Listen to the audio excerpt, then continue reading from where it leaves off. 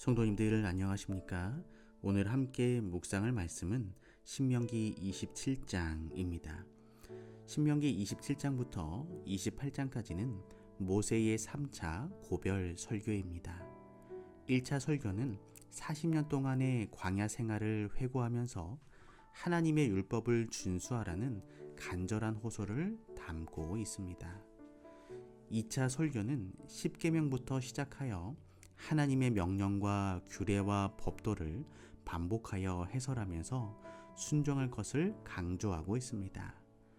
3차 설교인 27장과 28장은 이스라엘 백성들의 미래를 위한 설교입니다. 요단강을 건너 약속의 땅에 들어가서 행해야 할 여러 가지 법도와 규례를 설명하면서 순종했을 경우와 불순종했을 경우의 축복과 저주를 기록하고 있습니다. 1절과 5절 그리고 8절입니다. 모세가 이스라엘 장로들로 더불어 백성에게 명하여 가로되 내가 오늘날 너희에게 명하는 이 명령을 너희는 다 지킬지니라.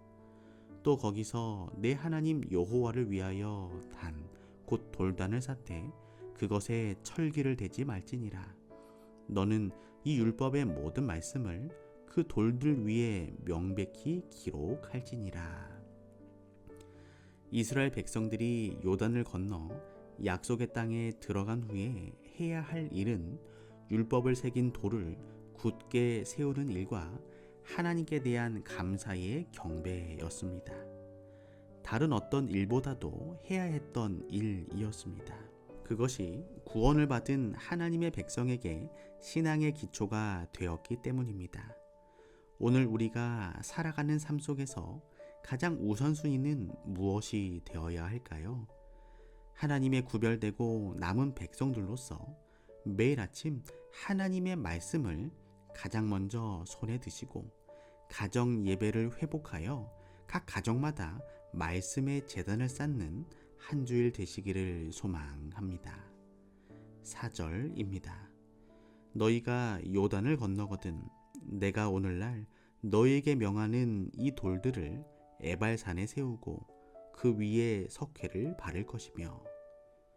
왜 하나님의 율법의 말씀을 기록한 돌비를 에발산에 세우라고 하였을까요?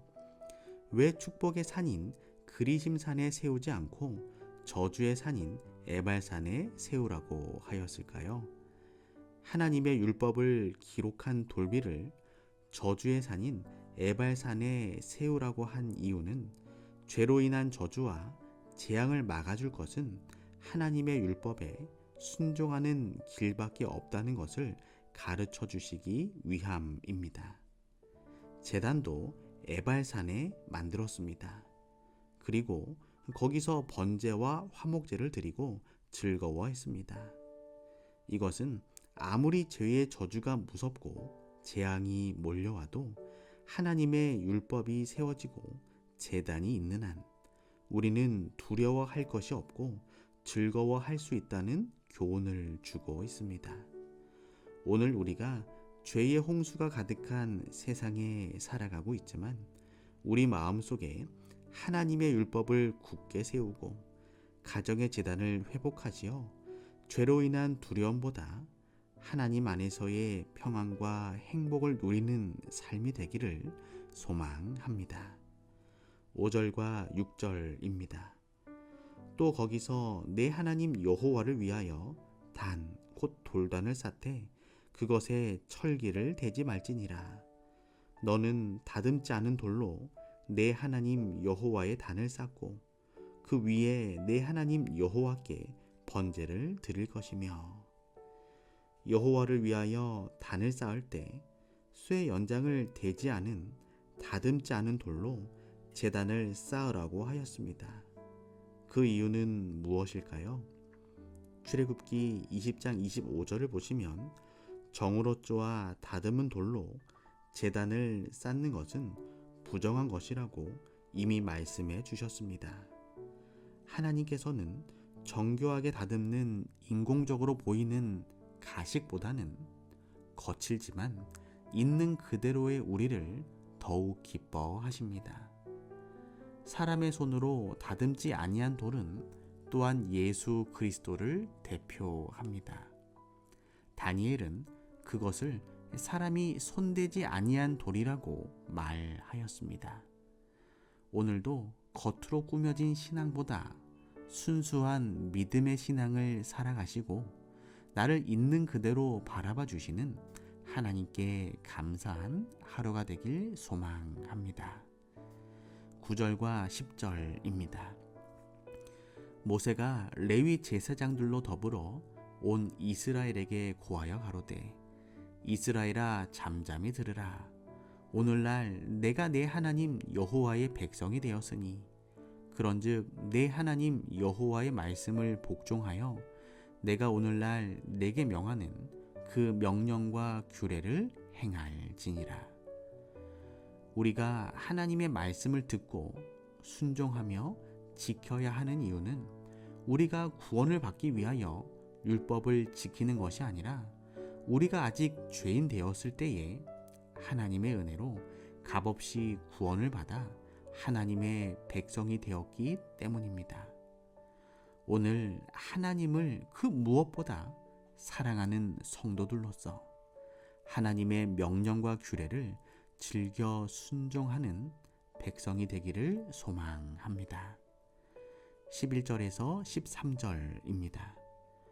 모세가 당일에 백성에게 명하여 가로되 너희가 요단을 건넌 후에 시므온과 레위와 유다와 이사갈과 요셉과 베냐민은 백성을 축복하기 위하여 그리심 산에 섰고 르우벤과 갓과 아셀과 스불론과 단과 납달리는 저주하기 위하여 에발산에 서고 에발산은 세겜 북쪽에 있으며 좁은 계곡을 사이에 두고 그리심 산과 서로 마주보고 있습니다. 이처럼 두 산은 큰 군중을 충분히 수용할 수 있을 정도의 크기를 가진 커다란 원형 경기장을 이루고 있습니다. 말하는 사람은 계곡의 가운데 서고 지파들은 두 산의 비탈에 운집했습니다. 시므온, 레위, 유다, 이사갈, 요셉, 베냐민 지파는 백성을 축복하기 위하여 그리심 산에 섰고 르우벤, 갓, 아셀, 스불론, 단, 납달리 지파는 저주하기 위하여 에발산에 섰습니다. 그런데 누가 어느 산에 섰는가는 특별한 의미는 없습니다. 하나님의 율법을 지키고 감사의 경배를 드리는 사람은 아무리 저주의 산에 있더라도 축복을 받을 것이요 순종하지 않는 사람은 축복의 산에 있다 하더라도 죄의 저주를 받을 것이기 때문입니다. 오늘은 이창구 장로님 가정을 위하여 기도합니다. 사랑의 하나님, 이창구 장로님의 삶이 언제나 하나님의 언약과 율법을 높이 세우는 구별된 삶이 되게 하시고 복을 허락하여 주시옵소서. 양복래 집사님과 가족들의 삶이 죄의 홍수가 가득한 세상 가운데서도 죄로 인한 두려움보다 하나님 안에서의 참된 평안과 행복을 누리는 삶을 살아가게 하여 주시옵소서. 사랑의 예수님의 이름으로 기도합니다.